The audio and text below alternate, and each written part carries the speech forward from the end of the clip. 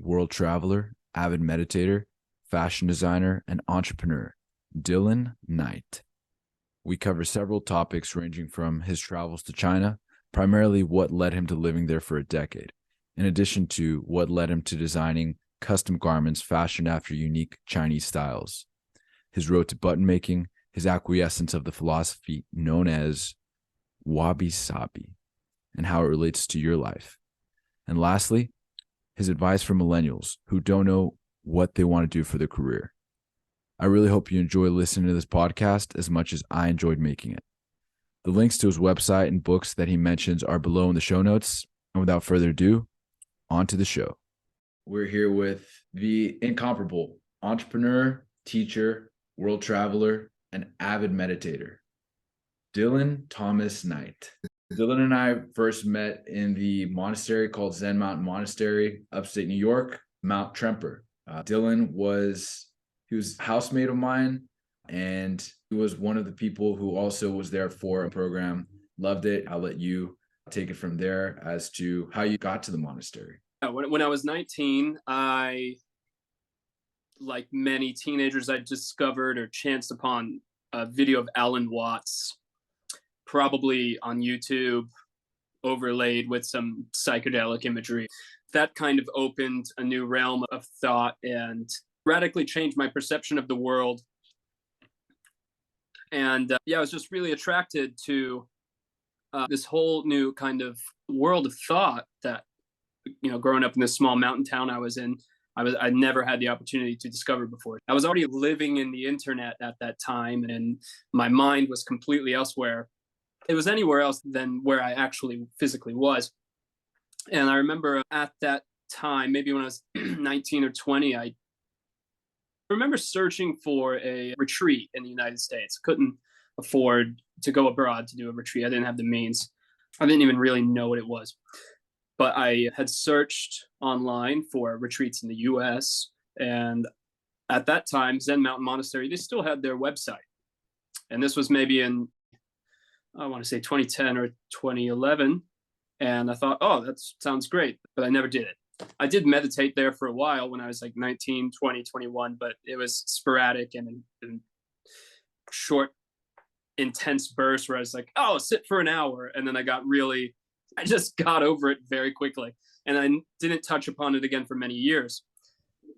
And it wasn't until I was 21 and I moved to China. Long story short, I lived in China for about 10 years. And I developed this more so of an aesthetic appreciation of Zen and Buddhism and the aesthetics of the East in general, just because it was so foreign and different to me. But I didn't actually consider sitting or going to a retreat or making meditation a regular practice until COVID-19 happened, and suddenly my stability I had cultivated over those 9 years in China was disrupted, and I had to kind of abandon that whole life that I had developed there. I came back to the US. Mentally, I was very confused. I didn't really know what had happened to me or to the world at that time. I think many people shared the same questions, the same issues or similar issues. It's probably all of our first pandemics, I would think, most of us. Yeah. I think it's depending on where you're from and how old you are. But yeah, so I reached back out one day. I think it was just some thought entered into my subconscious where it's like, oh, I had this memory of ZMM. And I just found it online and found that they were still hosting retreats. And I just applied. I didn't really think too much about it, as the trend in my life seems to be that there's some kind of pull towards something, whether it was going to China, whether it was moving to Rhode Island or making clothes or going to sit at ZMM. It felt like an appropriate thing to do, and I didn't have any responsibilities that were kind of preventing me from doing that. And so I felt the freedom to do it, and I went and did it. And that's where I met you and all the other practitioners that came in at the same time. Yeah, that's great. And so first off, you mentioned that you were from a small town. Where exactly is that? Right. Well, actually, I was born and raised in Miami, Florida.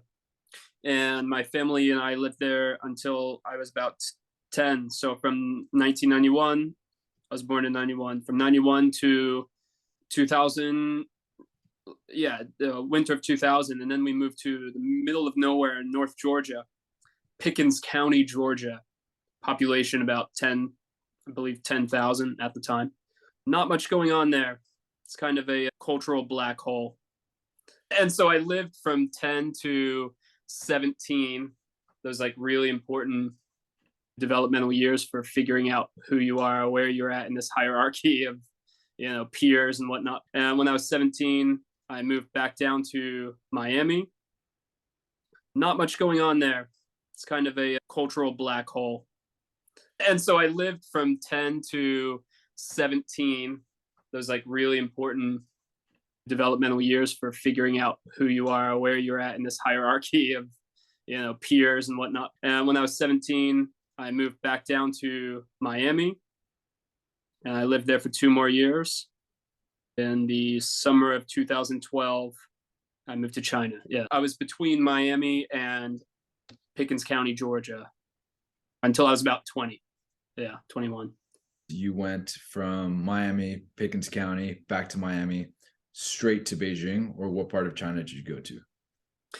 In 2021, I had, again, after working in Miami for 2 or 3 years, from 17 to 20, I moved back to Georgia with about $7,000 in savings, which was a lot for me because my family grew up without many means, single mother of like 3 kids. And I had bought a car, which I should not have purchased. It was too pretty. And I had spent too much money partying and thinking that I would absolutely make that back. I burned through my savings faster than I had anticipated or thought possible. And so I had $2,000 left. And I had a friend, Kelly, who I have known since I was about 14. And on Facebook, she was living in this strange small town in China. At the time, I would slaughter the pronunciation of the city name, but now I can say it a bit better. It's a city called Shijiazhuang, and it's about 3 hours south by fast train, 3 hours south of Beijing. To put it into the Chinese context and how cities are graded, there's different tiered cities like Shanghai, Beijing, Shenzhen. These cities would be considered first tier cities that are, relatively modern, huge populations. You can live a quite good quality life there. But then these lower tiered cities, it's a little rough around the edges. And Shijiazhuang was quite rough around the edges. And it's unheard of, probably outside of China, but it sports a population greater than New York. It's like easily, I think, 8-9 million people when I moved there. New York's what, 8 million? And so that was the first city that I went to. I contacted Kelly. I said, "What are you doing out there? And why?" She said, "Oh, I'm working for this company teaching English." And I said, "That's so cool." That was the first city I'd went to. I had applied online. They were hiring any foreigners at the time. And so from the time that I applied, I never thought I would actually make it to China or get there. But I said, "Hey, whatever. I've lost a bit of money. I just went through a breakup with my high school sweetheart at the time. And I had no financial or social obligations. I was in no debt. And they put me on the plane 2 weeks later.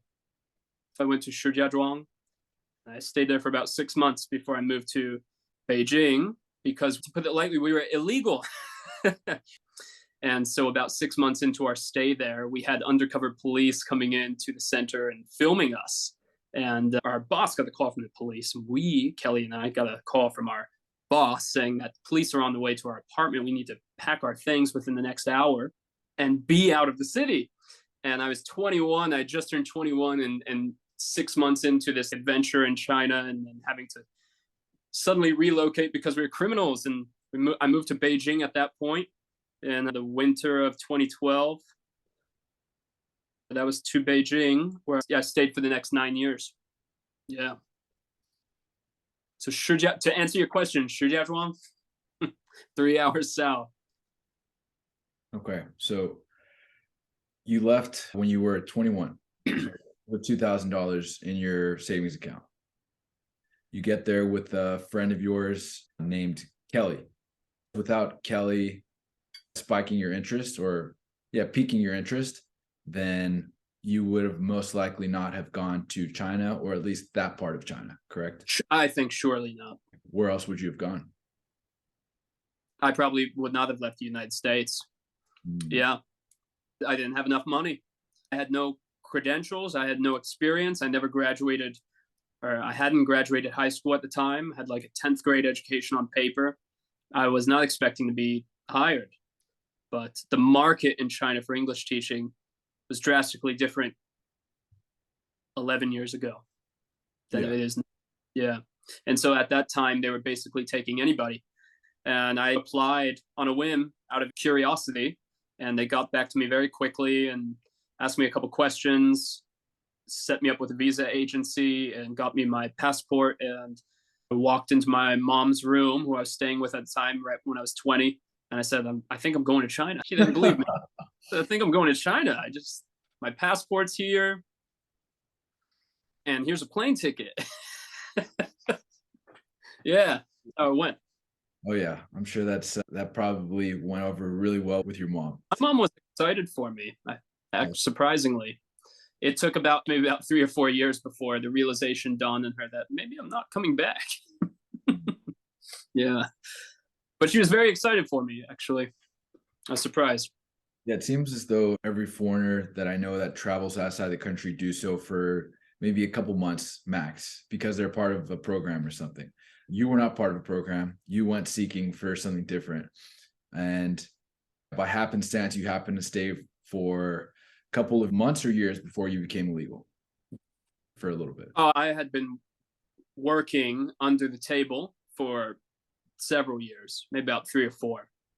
The company that I had worked for at the time, they're originally based in America, and then they had branched out to China, and they have quite a lot of funds. They're a quite wealthy company. And China at the time, at least in the English, in the education department, they're quite corrupt. You could pay the right people off to keep quiet about illegal foreign teachers, which is what my company did. I remember working in the office one day in 2014. I was like sitting there doing curriculum development, and one of our workmates comes in and says in Chinese with a quite alert expression on her face, to which my other coworker translated to me that the police are here.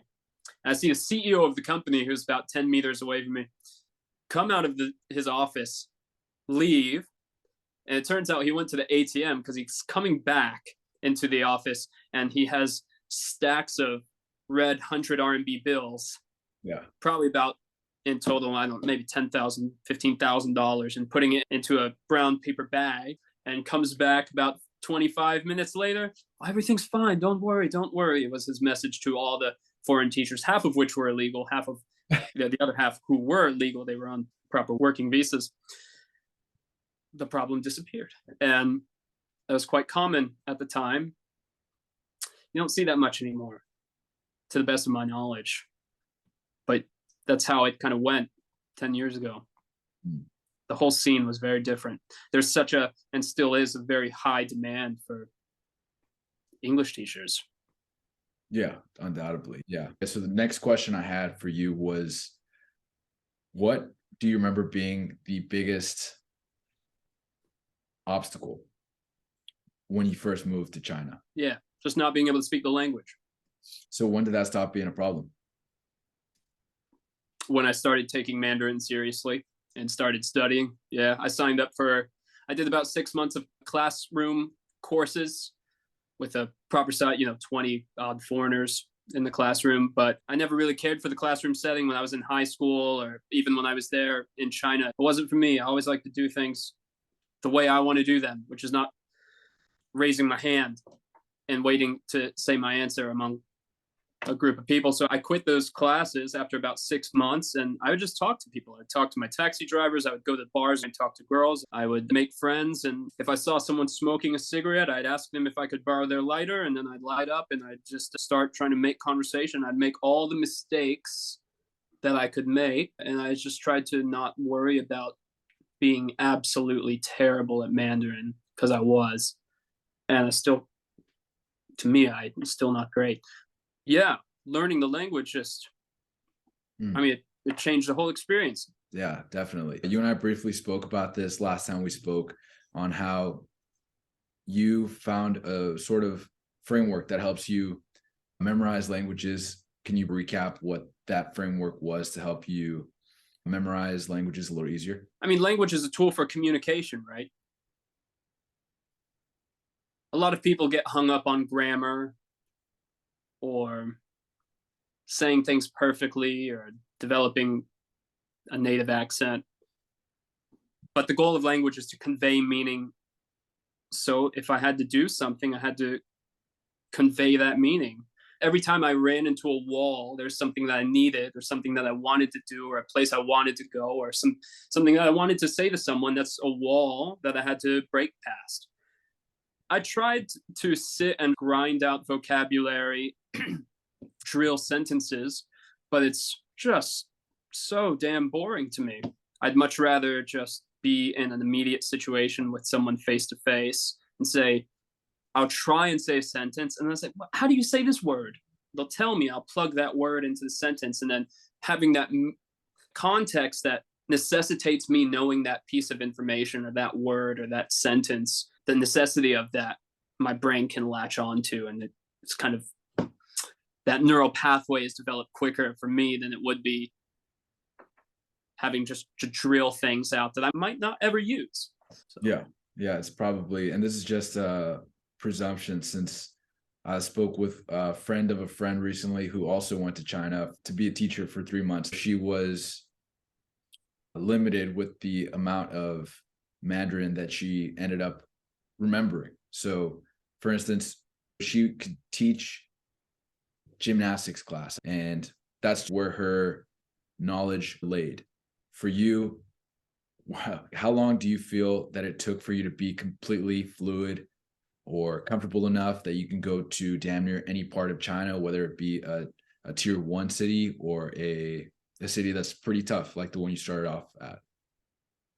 I'll probably be about 6, 7 years. It depends on how you define it, because comfortable in the sense, if there's anything that I particularly need, I can communicate my need for it effectively. That ability, probably about 4, 5 years. It's like, I know how to ask for a restaurant or a taxi, but the pronunciation was probably terrible. But for me to enter in conversation with a stranger and actually know how to talk with you, about 6 or 7 years. I didn't take it seriously for a long time. I didn't give a damn. I was just playing. I was in my early 20s. I was on the adventure of my youth, and I wasn't interested in studying. If I picked it up, I picked it up, which eventually I did.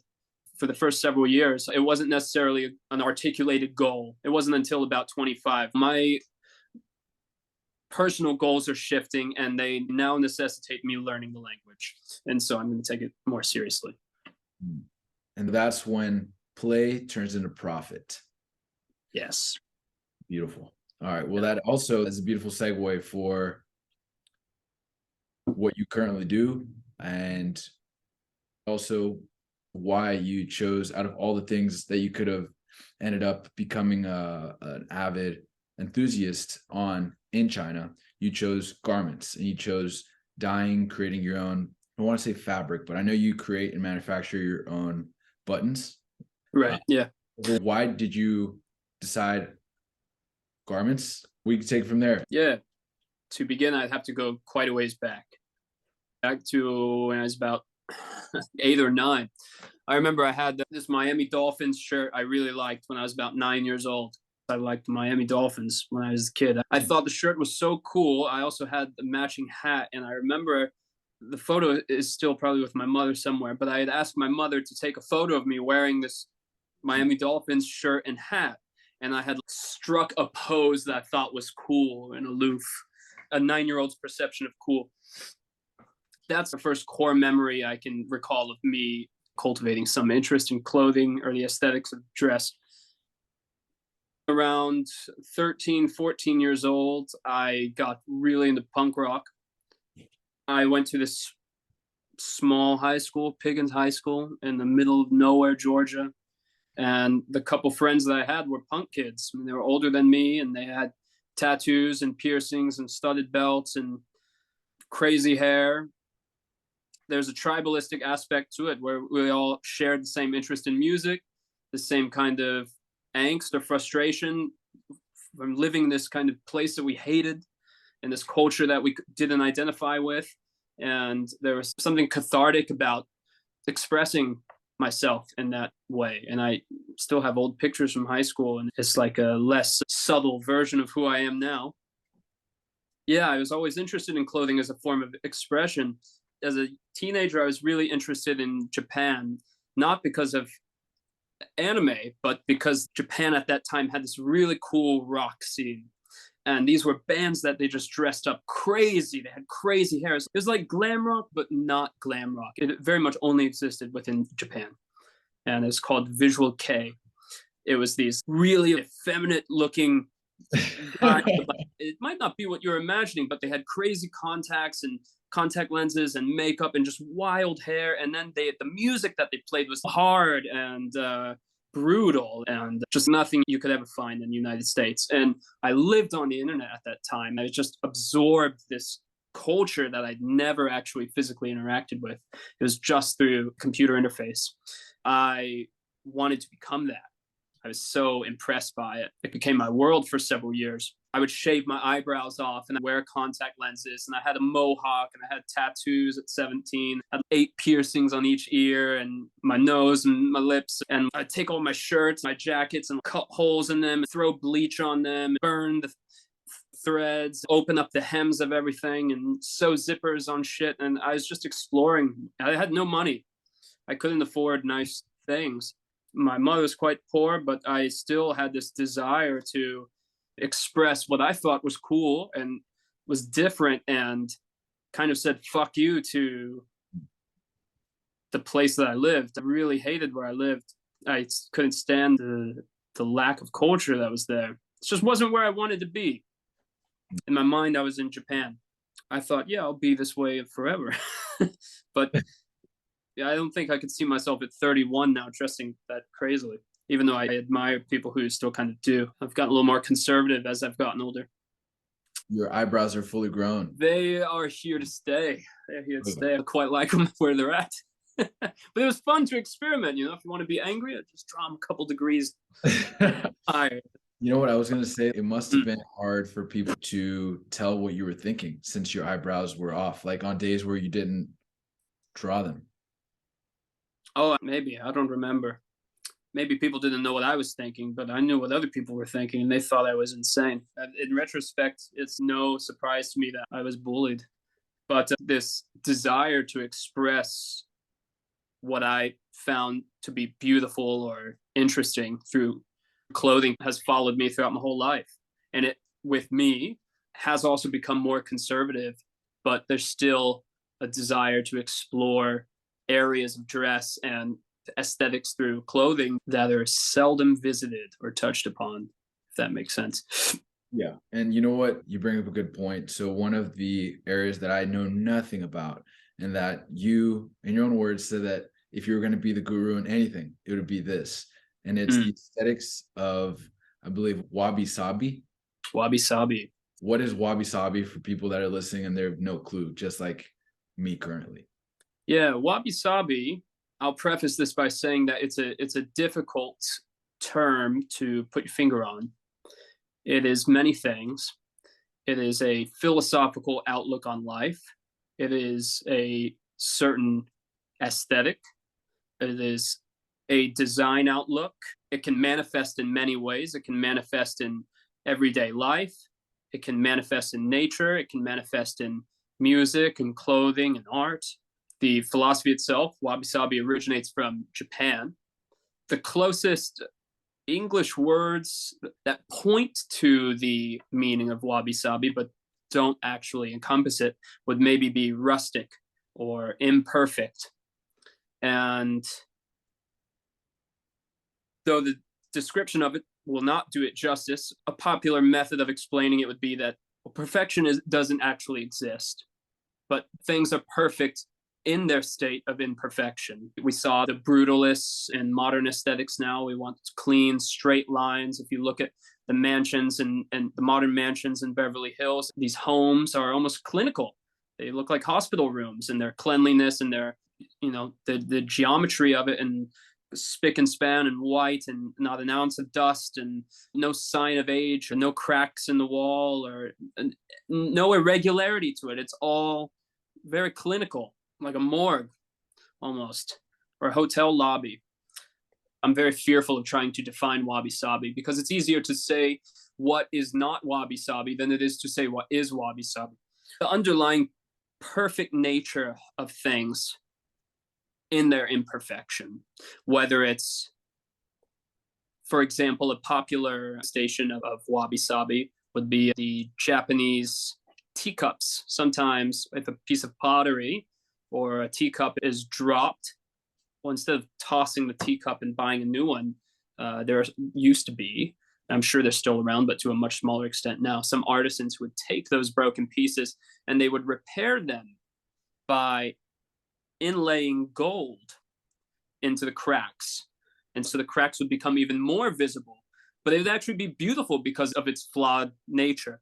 You can see Wabi-Sabi manifest in the physical world in many different ways, whether it's a flower arrangement, hand sewing, or if you're dyeing a piece of fabric, the irregularity of the dye or the tones, relinquishing kind of control and abandoning this pursuit of perfection, which is often associated with cleanliness, straight lines, symmetry, control. Yeah, abandoning that desire for control and accepting whatever result arises, and accepting the beauty, impermanence, and the irregularity and the unique individual characteristics of objects and of people. All of this is describing in some form or another what Wabi-Sabi really is or is not.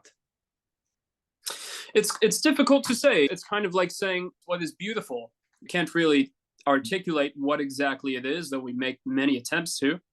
We know it when we see it, but we can't really say what it is. Yeah. When you ask the question, what is beautiful, I'm thinking that's a relative thing.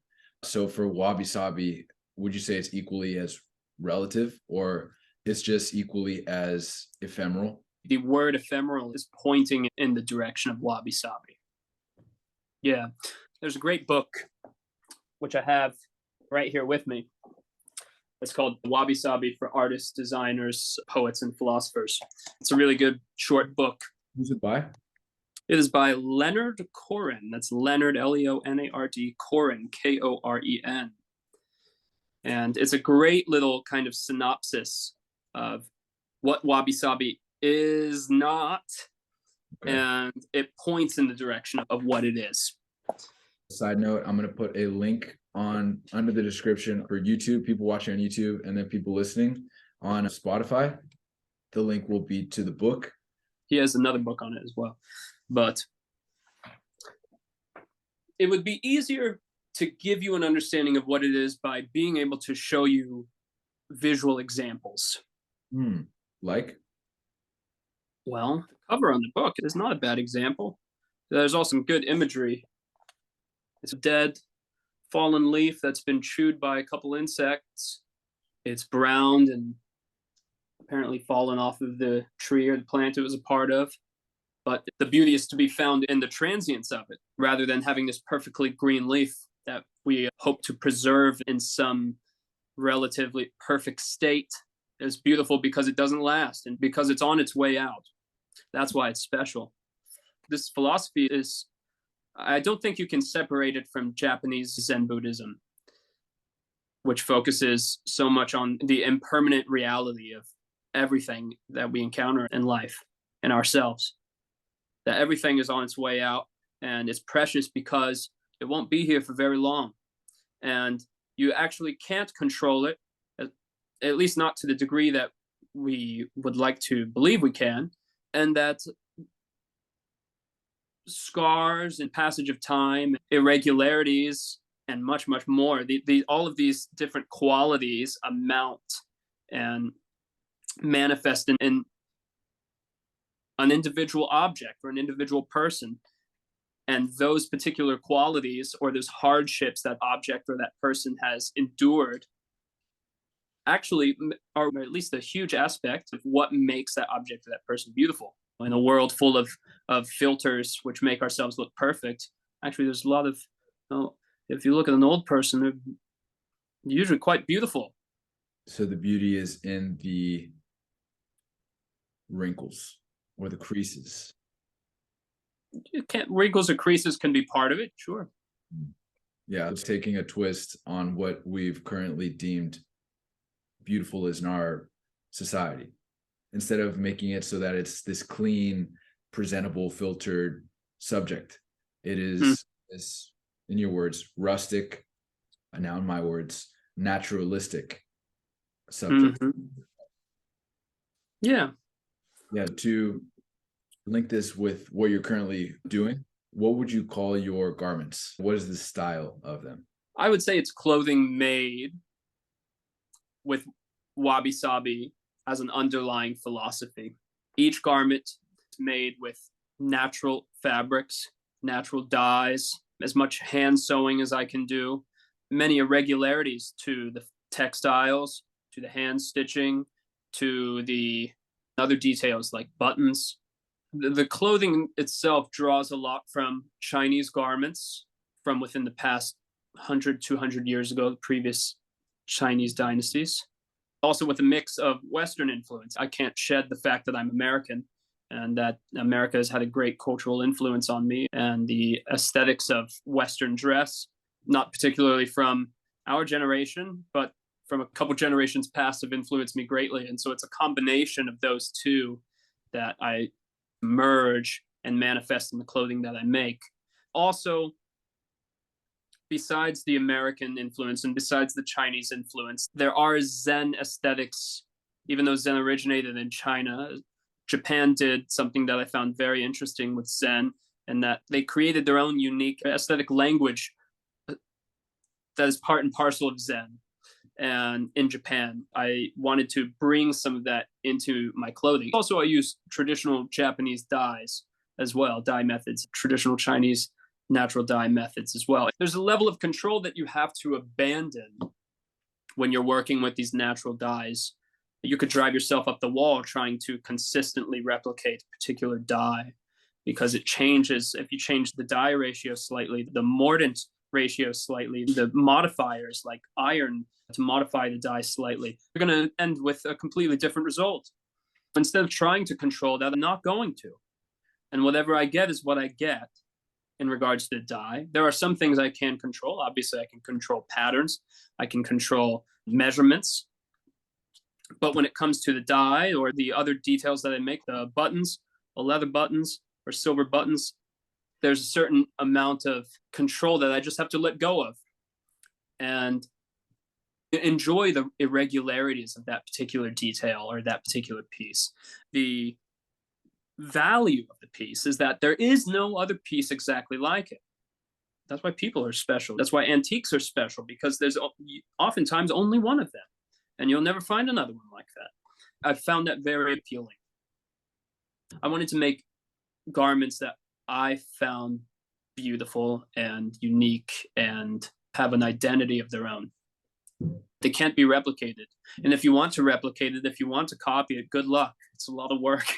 It's a lot of resources and a lot of time. And you probably won't make exactly the same thing, even if you try. So if someone wanted to replicate it, then it would be virtually impossible to replicate it exactly how you created it. But you can always sort of get a knockoff, right? Sure, yeah. I don't think anybody up until this point has tried to make what I make. I have seen, for example, other small scale brands who exist within the same aesthetic realm as the clothing that I make. I have seen other brands start to make their own handmade silver buttons, for example. I buy strips of silver and hammer them out and saw them and punch the holes and file them and oxidize them to create this finished result. And I have seen other brands that have started to make buttons that are suspiciously close to mine, but it's such a niche market that's not the hill that I'm going to die upon. If they want to do it, then by all means do it. But yeah, there has been some kind of suspiciously similar buttons or fabric dye methods close to mine. But I didn't create these dye methods. I'm not the first person in the world to make silver buttons.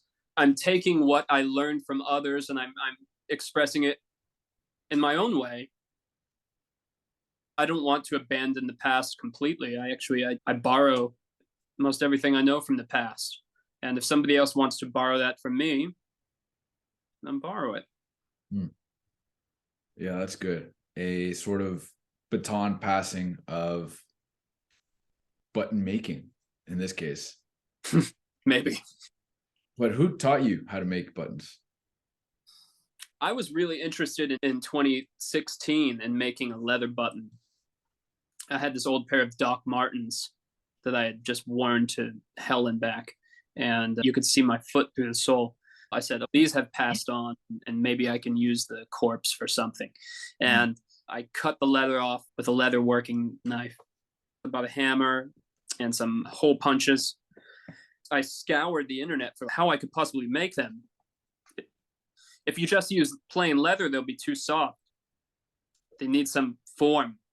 They need some durability. I had to learn, how can I harden leather? This was like 2016. I did some Google searches and I found this one, a little comic that someone drew. It wasn't a video. It wasn't a written tutorial. It was like a little comic strip that someone drew a diagram of how to harden a leather button. Then they had an actual photo of the leather buttons that they made. And I thought, well, it's a great diagram, but the end result that they did kind of looks like shit. They had this piece of leather and they boiled it for too long and it just went like that. And so maybe I can still use this method, but not take it so far and then make it not as rough around the edges, a little cleaner. I just kept playing around with that. By the time I got to the last little button from this Doc Marten, I said, okay, I finally arrived on a version that I like. And it was a couple more years until I perfected it. But now I've perfected it and I have a little systematic list of different steps that I have to go through, different tools and water ratios, specific heats, the heat of the water that I need to use to boil the button and submerge it for X amount of seconds and let it dry for X amount of time. Yeah, kind of perfected it a bit. But yeah, it was I just wanted to make a leather button. I thought it'd be cool. Because every brand that I really like, all the designers, they had really cool clothes, but the buttons were often neglected. And I said, I don't want just some boring ass mass produced horn button, even though it's fine. I mean, it gets the job done. And 99% of the time, nobody cares what kind of button is on it. They never think about it. But I was obsessed with considering every aspect of the garment that I could think of. I wanted every part of a garment that goes under the radar. I want you to look at it. I want you to really see it, even if it's only the person wearing it. The wearer of the garment will know that it's special. They will walk around with the knowledge like, oh, nobody knows that my shirt has silver buttons. You know, it's like nobody else is walking around with a shirt like that. It's a little vain, but it's different. And so someone who buys your garments, what do you want them to feel every time they put on your garment? I would have to answer it from the perspective of a consumer or the one purchasing. I remember when I would step into some designer stores, designers that I respected kind of within this niche of design that I work in, I felt that purchasing this garment was like a ticket to a club or an entry into a particular lifestyle. When we buy clothing, oftentimes, or when we make purchases, we want that purchase to be a reflection of our character or our worldview or our particular sense of beauty or what we find important. And my customers, by and large, if I'm judging by what I see from them on social media, is that they have an interest in the idea of imperfection and exclusivity, which I personally don't care about, this idea of selling the idea of exclusivity, but that what you purchase is truly unique, and nobody else, even if it's same shirt and the same pattern, nobody else is going to have the piece that you have, and it's wholly yours. You're not going to find anyone else on the street wearing that. And whether you want it to say something about your philosophical outlook, so be it, it can, because I design things with that philosophy in the back of my mind, or when I'm making something, but I just want to create something that's uniquely beautiful and that's different. At the end of the day, it's clothing. We don't need more clothes. Any narrative about sustainability or eco-friendly aspect is bullshit. And any brand who says that, or any designer who says that, is bullshit. We don't need more clothes. We can just buy vintage. There's plenty. There's so much clothing pollution. So there is a level of vanity that comes along with purchasing, but it's one method of expressing what you think is beautiful, whether it's hanging a painting in your house, which you hope other people will see when they come over, and then we would hope that it's a reflection of our inner character or values. The clothing can be the same thing, but you take it with you. And I hope that the person who purchases my clothing can feel that it's uniquely theirs and nobody else has it. And if it serves to be an introductory piece to this worldview or this aesthetic appreciation of Wabi-Sabi, then fantastic. That's great. Makes me want to go buy some right now. Yeah, so yeah, it's a reflection of their uniqueness in society. It's also very, at least in the context of the United States, it's very counterculture. It doesn't really make sense in the West, I would say. It makes more sense in Asia. When I wear my clothes, it works more in the context of Asia. More time has passed. The patina of the buildings, the general worldview of the people there, it's more closely related than it is to the clinical modernist period that we find ourselves in the United States, in which we've somehow managed to export, which I think in modern architecture and design is terribly ugly. Man, but it seems like the West is always slower to adopt what's been a norm in Eastern culture. A good example of that would be meditation. Another example would be, let's go with certain martial arts. Another one would be food. Easy ones and tangible that we can understand. And it makes sense. Why? Because it takes time for us to realize their benefits. And people aren't as open to change as others, thus, in some ways, homogenizing us and keeping us secluded to our own culture. When, if at all, do you think we here in the West will adopt the Wabi-Sabi aesthetic and learn to appreciate, for those of us who haven't already, the Eastern affinity for Wabi-Sabi and the aesthetic appeal that is both your apparel as well as a common style that is found in Southeastern Asia as well as China? Right. I think the average person is not familiar with Wabi-Sabi, but the moment that you step into the world of design, whether it's interior design, whether it's clothing, whether it's pottery, whether it's film or painting or floral design, Wabi-Sabi is pretty well known. It's already been turned into a commodity. I'm not nearly the first person to do it. Just go to Pinterest and type in Wabi-Sabi and see all these Los Angeles mansions that have a white linen bed and natural wood tone shelving and some concrete. The term Wabi-Sabi has been stripped from its spiritual core, the underlying philosophical worldview, which I think is incongruent with the West. I can elaborate on that a little bit, but Wabi-Sabi has already been turned into a commodity. In a sense, it's kind of become a meme within design circles, at least in my opinion. It's just so overused. You put a dead tree branch in a vase, Wabi-Sabi. You have an unfinished concrete floor with some cracks in it, Wabi-Sabi. And maybe it can be, I suppose, but that's for you to determine this. But to speak to the kind of incongruent worldviews is that at least as I see it. I don't think you can dismiss Buddhism from the philosophy from Wabi-Sabi, especially Zen. It's looking at the transience of things and looking at impermanence, and great realizations and great beauty can arise from the impermanence and the acknowledgement of the impermanence of things. Whereas the West, there's some impulse to solidify things. And I think this has been exported abroad already, to the East as well. For clarification, when you say the West, you are referring to America, Europe. I was going to say the UK, US, Australia, Canada. Yeah, sorry for not clarifying that. We want things to be permanent and neat and orderly. And we go to great lengths to not look at that, to not see the impermanence of things, to not come to terms with it or acknowledge it or be with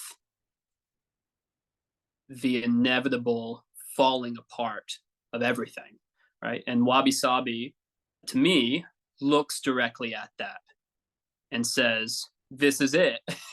This is the inevitable end of everything.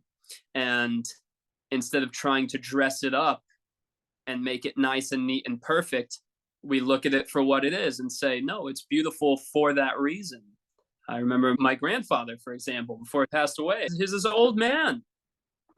You know, he's not handsome like he was when he was 18. He doesn't have a great head of hair anymore, and he's on his way out. But God, look at the life he's been through. How beautiful is that, you know? And here it is. He's going to be gone not long from now, you know? It's just that the recognition of that, the acknowledgement of the impermanence of his particular form made it all the more beautiful. And I think that acknowledgement of the impermanence can also be applied to objects, and damaged things are beautiful. Most of the time you'll find that with people as well. We all go through suffering and terrible, hard things. If not already, then at some point eventually we will.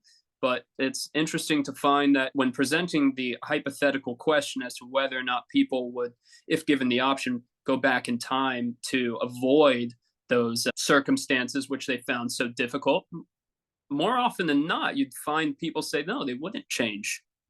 They wouldn't change their path, because it arrives inevitably at who you are or who they are today. It's part of that story. Nobody else can own that story, or those cracks, those fractures, those damages, those patinas. Nobody else can own that. They're uniquely yours. And I think an object can embody that too. It was my hope to make clothing that points to that, if that makes sense, that points to that way of looking at life. That's definitely a twist on what I grew up thinking here in the West, here in San Francisco, California. Me too.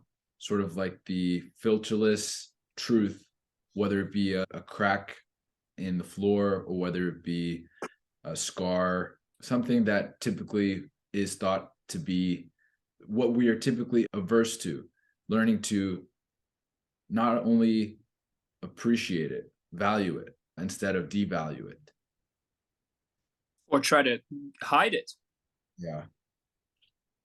I will probably butcher it, but there's a parable, I believe, of a Japanese emperor who was looking for a new gardener for his castle or palace. He was going to test them to see if they were right for the job.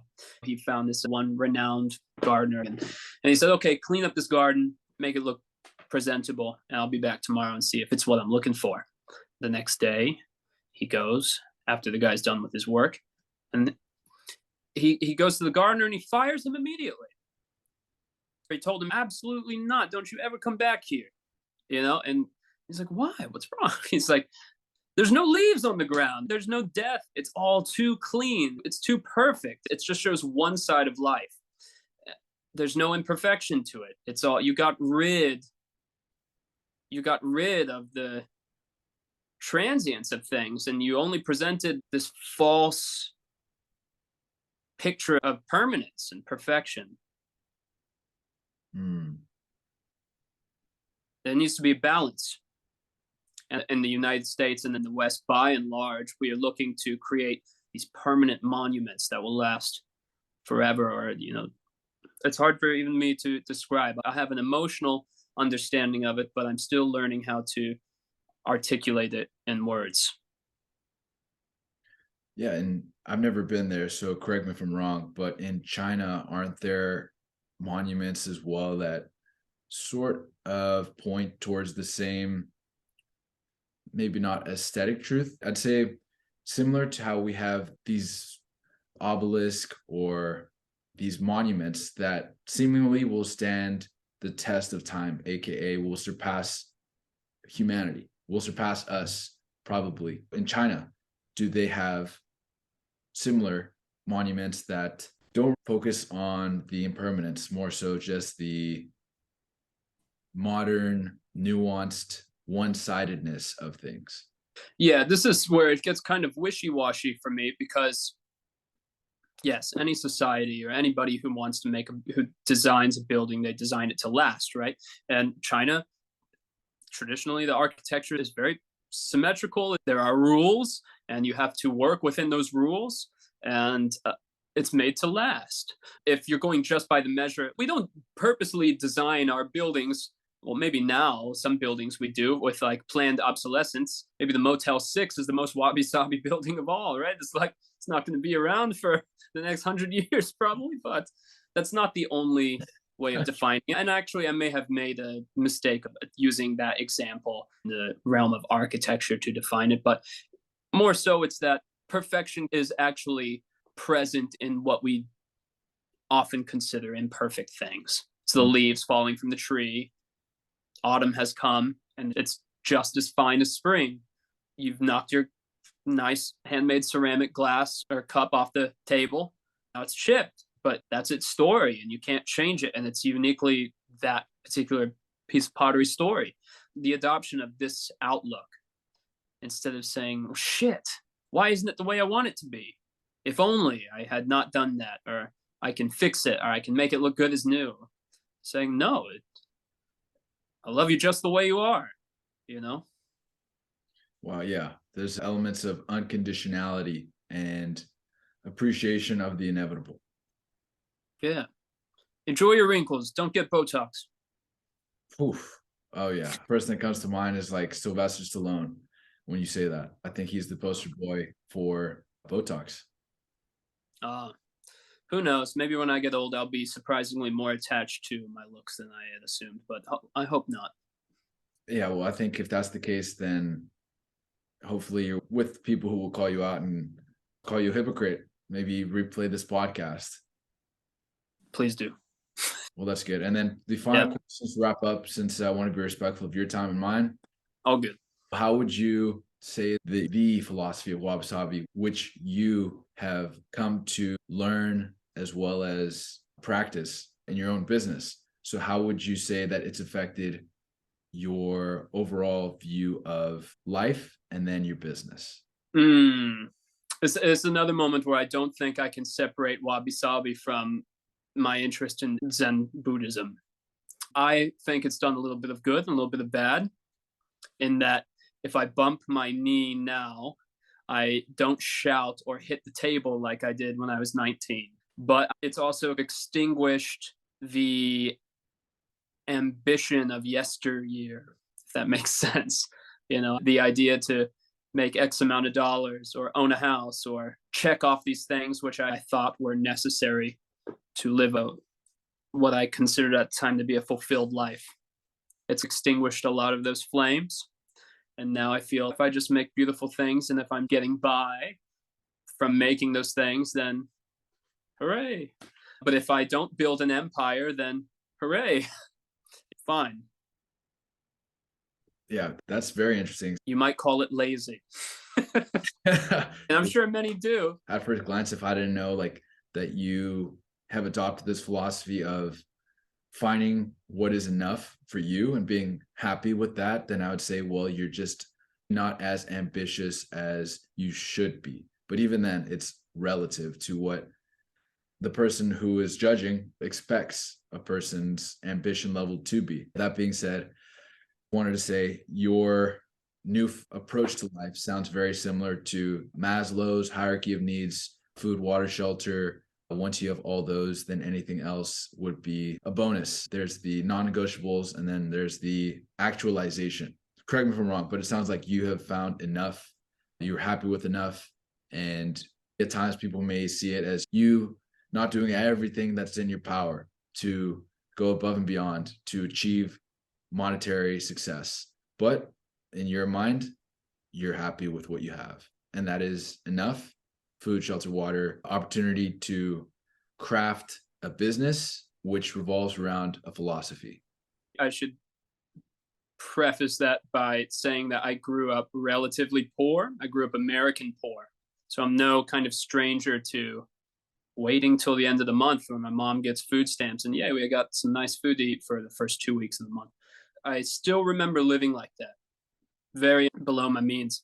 I know it's possible and that I actually can still be happy within that realm. But as far as I've experienced in my life, I think beyond the potential of having a family and children and having the bond of those relationships, I think that those particular things, whether or not I'm interested in that is another story. But I think those pursuits can and do lead us to greater possible happiness, also to greater possible suffering if we lose those connections, lose those people. But beyond those connections or those relationships, I can't imagine that more material excess would allow me a level of happiness that is not already attainable to me right here, right now, talking to you. Fortunately, I never wanted to be an astronaut and I never wanted a mansion or a Ferrari. I just wanted to have nice clothes and buy clothes from the designers I respected. I achieved those things. I did buy the clothes, and then I still had to come home to myself after that experience. I still had to reside in my mind. No amount of purchasing or purchasing power is going to change where I have to come home to at the end of the day.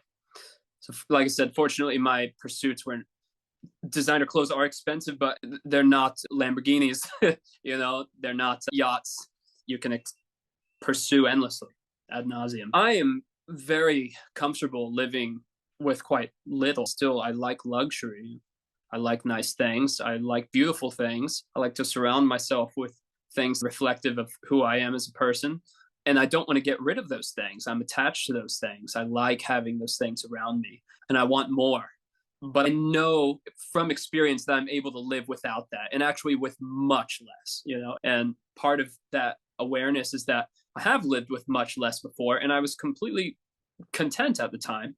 And I also have seen people like the monks at Zen Mountain Monastery who live with even less than what I had then, but they are very wealthy in other ways, in connection, in life, in friendship, in awareness, and also time. I should also say that I'm quite privileged, actually, that I ended up in the position I was, that I now work completely from home, self-employed, due to this pandemic that happened that killed so many people and destroyed so many lives. The dice fell and just landed for me on more opportunity.